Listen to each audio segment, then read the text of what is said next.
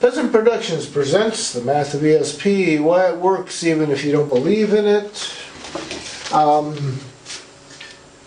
As I was saying, we're dealing with the idea that you have to have the correct image set in your head about what you're looking at. Okay, so you got the apple and you want it to be done proper. You need to start imaging the idea, okay? When meditation first came here, one of the reasons psychiatrists didn't like it was the fact that it was something that you practiced, you did all the time. It was not that instant cure that they wanted in that pill they gave you. Psychiatrists, what do they want you to do? Always level, always the same attitude. Life is boring. You get chocolate pudding for breakfast, chocolate pudding for lunch, chocolate pudding for dinner, and it'll be at least 1 trillion years before we allow you to change the menu.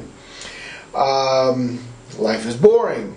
You don't have the highs, you don't have the lows, you don't experience this up-down thing, and you don't value the happy days because you also have sad days, you have mediocre days, you have in the middles and ups and downs and all over the place. You have really great and kind of great and sort of great and well, you know, geez, and maybe I'll just go back to bed, okay?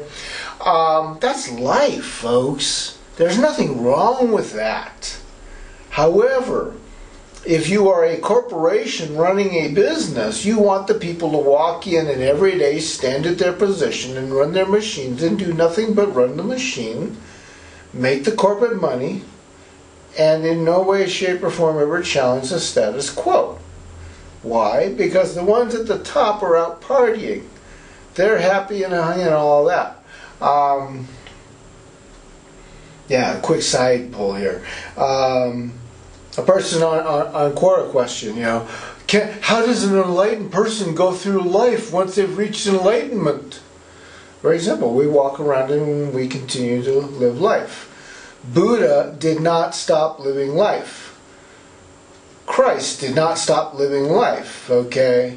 Even if you go read the Bible and what's in there, he walked around, he talked, he was a rebel, he was an activist, he was a human rights person, okay? He was about acting and behaving and training yourself to be proper, okay? So they got a little bit of the idea in the Bible, and then what do they teach?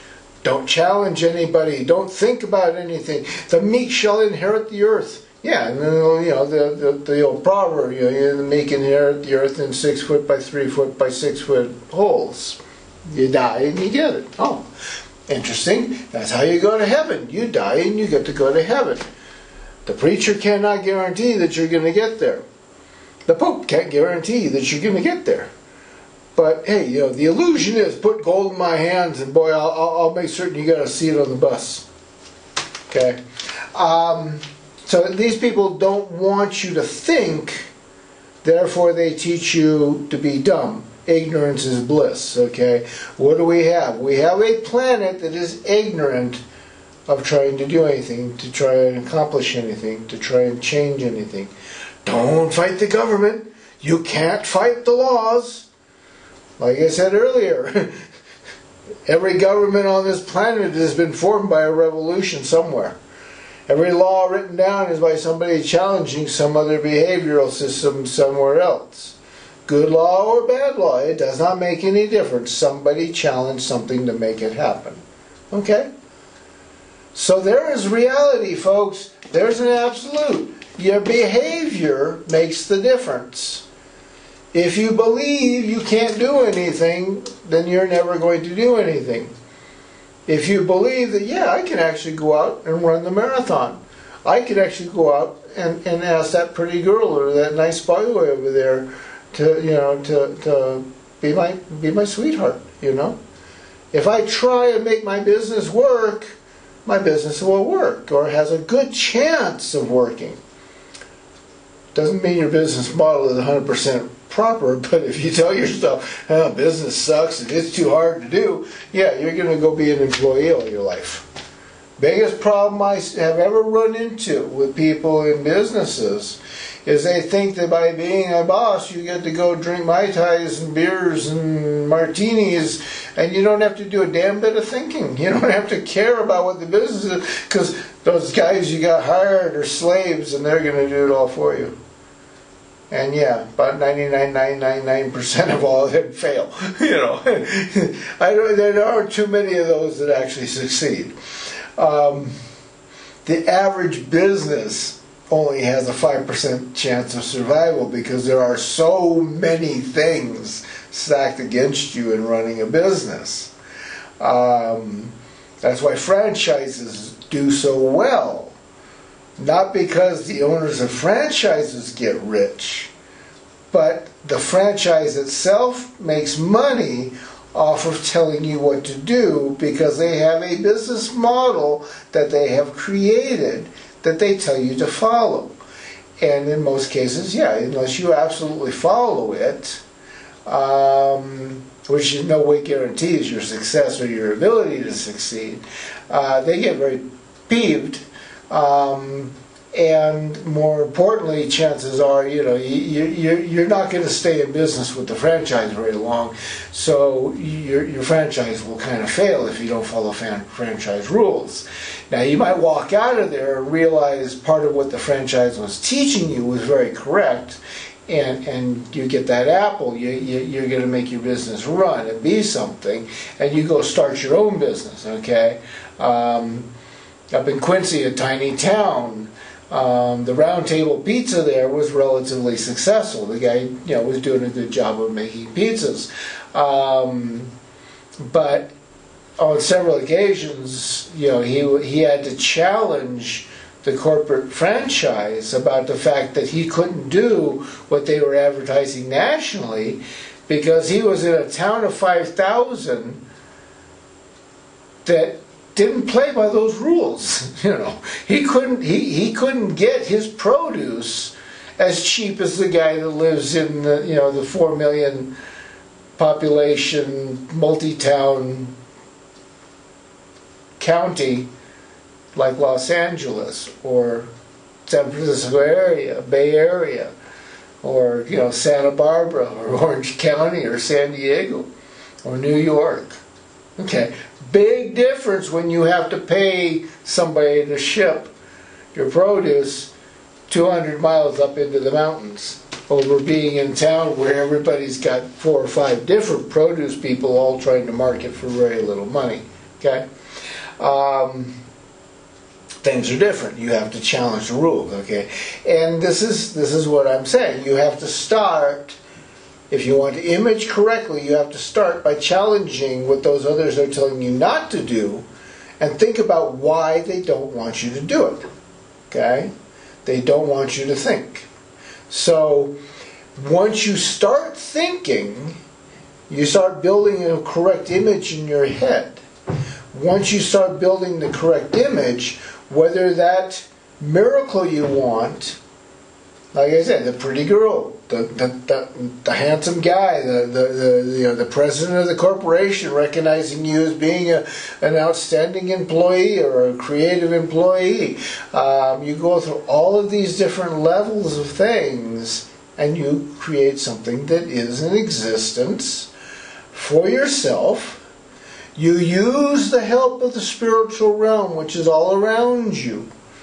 Okay, make no denial, you are not the person actually creating 100% the miracle. Okay, you are utilizing the energies given to you by the spiritual realm. You are utilizing your connection to be pure in the heart, pure in the concept of why you want it. Okay, like I said, the person that wants money just to have money rarely gets it. That's why there's an awful lot of sarcasm about, well, this person didn't tell me the right lotto numbers. Yeah, because chances are you were greedy and that's all you were, and you don't get that all that often. Okay, there are cases where gods will do that. Okay, make no mistake. I've seen way too much in 57 years of having to deal with gods and argue with gods and spiritual realm stuff. There is no defining limitations there. Okay, gods can lie to you. There is nothing stopping them from doing so. There are no rules that they cannot lie. The fact that if you're in the spiritual realm you can see the lie makes it a little bit different.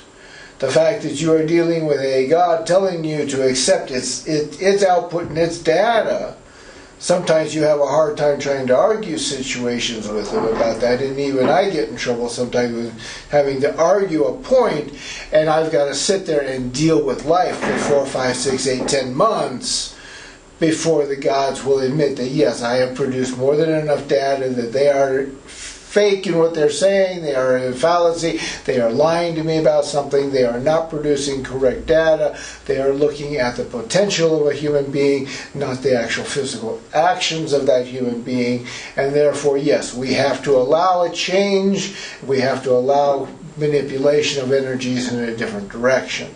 Okay? But you have to build that image in your head first. You have to see an apple to create an apple. You are the computer. Okay? You have to see grandma getting healthy and getting over the cancer. You have to see your little kid getting healthy and getting over the cancer. Okay? If you are seeing that you take the kid to the church and the church splashes some tap water on him and says, "Oh, this holy water, we blessed it." What's a blessing by a person? That's blessed. I can do that. They want some holy water? No problem, man. I got lots of tap water here. No problem. Okay, the whole world's blessed. Okay, I just blessed the whole world. Understand? That is all a priest does, and he probably does less than I just did because I actually envision energy going out and touching the whole planet. Okay? And the priest doesn't believe in the energy of the spiritual realm. The priest believes in the money in the pocket. Okay? So, we're working on the image. We are learning that the idea is a practice, so you work on it. You do not just go up and demand an instant miracle, and there it is. Okay? That is the spoiled, rotten child attitude. That's those people that run around screaming, "God promised me He'd give me a new planet if I got through raping this one."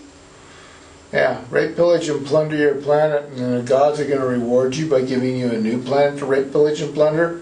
No, sorry, it don't work like that. You will learn very quickly once you go get kicked into your deathbed and I'll go back into being a part of the spiritual realm. You don't get a new planet. You don't get to go over and rape, pillage, and plunder again. There's no 70 virgins waiting for you to rape. You don't get to keep killing whales and dolphins just because they happen to be there and you want to kill them and they're messing up things because they don't want to be in your circus shows. So, but stop and think about it. Let's work on practicing that. It's a correct image.